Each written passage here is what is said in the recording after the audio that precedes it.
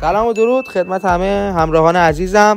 کینگرش هستم، دوستدار شما، و اومدیم با یه پنجشنبه دیگه، یه پنجشنبه هیجان انگیز دیگه آخرین پنجشنبه های ای فوتبال 2024 هستیم و هر پنجشنبه جذابتر از پنجشنبه قبلی و اومدیم که این رویدادهای این پنجشنبه این هفته رو با هم دیگه چک کنیم و ببینیم که چه اتفاقاتی افتاده و جا نمونیم از این رویدادهای هیجان انگیز. دوشنبه این باکس اومد، این باکس دی ام اف های وحشتناکی داره. مکلله که 103 میشه، ورون که 103 میشه، بلتی هم 101 میشه. مکلله من زدم 1000 تا واسه این باکس، واقعا هم میارزه. اگه میخواین دی ام اف حتما بزنید، خیلی بازیکنای خوبی هم مکلله، مخصوصا چون فورترس هم داره. وحشتناکه این باکس و مکلله آمار دفاعیش که اصلا همه 99 101 اینا.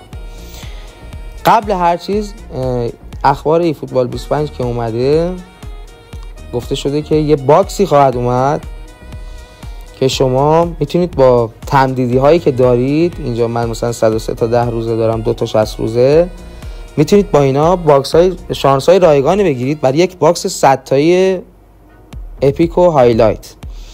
و حالا معلوم نیست چی خواهد بود، چه بازیکنی توش خواهد بود. بعد بازیکناتو بفروشی به دست بیاری.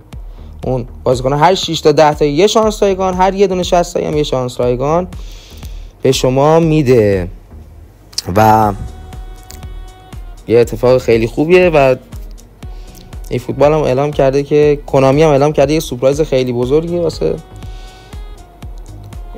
پلیرهای قدیمی و به نظر من اگر بازیکن پوتویی دارید که به درتون نمیخوره و 5 ستاره است، حتما بفروشید و چی کنید، ولی همه بازیکن خوبتون نفروشید چون معلوم نیست تو باکس چی خواهد بود. ولی من حس میکنم استای خوبی خواهد بود تو باکسش، ولی خب هنوز چیزی معلوم نیست.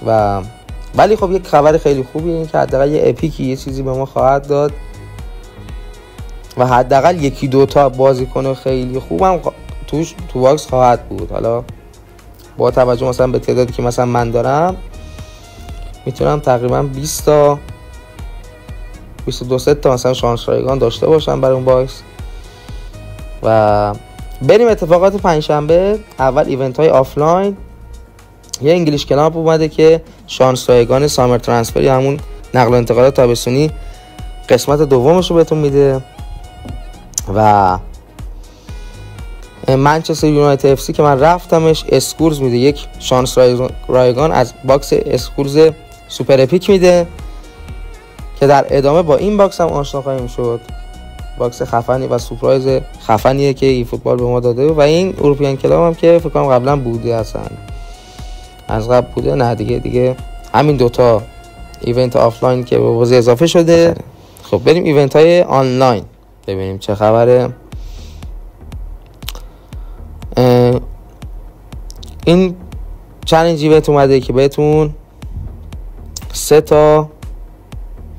یه دونه کلن بهتون اسکیل میده، 2 تا هم ترینینگ 10,000 تایی میده که بتونین بازیکنتون رو آپدیت کنین. و انگلیش کلاب هم اومده که بهتون 50 تا کوین میده و 3 تا اسکیل. و این انگلیش کلاب هم که 50 تا کوین ناقابل به شما میده و دیگه هم همینا بود دیگه چیز دیگه هم نبود. این هم که برای روز دوشنبه اومد، این هم 50 تا کوین بهتون میده و 3 تا اسکیل. دوشنبه اومد که ما داشتیم اینا.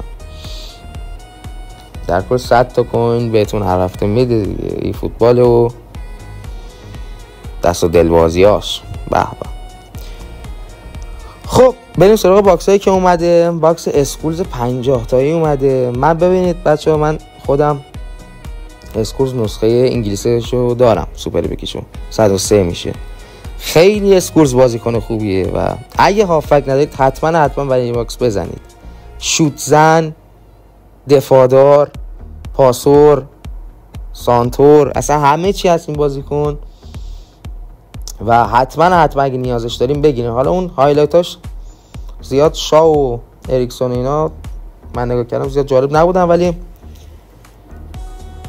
خیلی خوب. منم یه شانس رایگان زدم این بازیکن رو بهم داد، ولی کلا اسکول شوتایی میزنه واسهتون که تور دروازه پاره میشه و خیلی بازیکن، خیلی هافبک خوبیه و سرعت هم داره. اصلا یه هافبک عجوبه‌ایه و تو باکس 50 تایی هم هست. شاید شما تو با 1000 تا کوین بتونین درش بیارین. اینم باکس سامر ترانسفر نسخه دوم یا همون قسمت دوم که مهدی طارمی آورد. به حرف ما گوش کرد هفته پیش که ما گفتیم آقا جان نیوردی. دیپ لاین فورواردیه و کیلیان امباپه، اولین نسخه کیلیان امباپه در لباس رئال مادرید هم آورد. گل پوچر و 101 میشه و باکس بسیار بسیار بسیار باکس خوبیه فقط به خاطر امباپه. البته اوناناش هم شنیدم بازیکن خوبیه ولی فقط امباپهش خوبه این باکس هم دیگه. طارمی هم واسه ما ایرانی‌ها بالاخره بزنیم بگیریم بد نیست. هوش 98 دادم به طارمی، بازیکن بدی نیست، فقط سرعت نداره دیگه، لاک پشت. خب امیدوارم از این ویدیو خوشتون اومده باشه. لایک کن، ساب کن، حمایت کن. خدا نگهدار.